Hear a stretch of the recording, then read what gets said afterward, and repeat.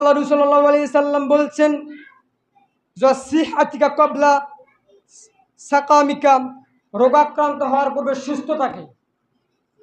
সুস্থতা কত বড় আল্লাহ রাব্বুল আলামিনের নিয়ামত।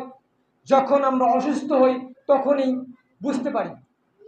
এভাবে আল্লাহ সাল্লাল্লাহু আলাইহি সাল্লাম অন্যত্র হাদিসে বলেছেন যে নি'মাতানি মাকবুলুন কাসীরুন মিনান নাস ওয়াস-সিআতু ওয়াল ফারাগ।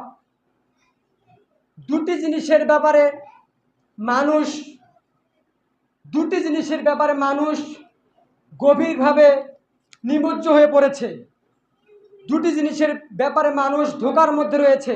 তার মধ্যে একটি হলো স্বাস্থ্য, আরেকটি হলো অবসর সময়। ওই ব্যক্তি তখনই বুঝবে যখন ওই ব্যক্তি অসুস্থ হয়ে পড়বে যে কি মূল্য সুস্থ থাকাকে। এজন্য আমাদেরকে অসুস্থ হওয়ার পূর্বে সুস্থতাকে প্রাধান্য দিতে হবে, যে সুস্থতাকে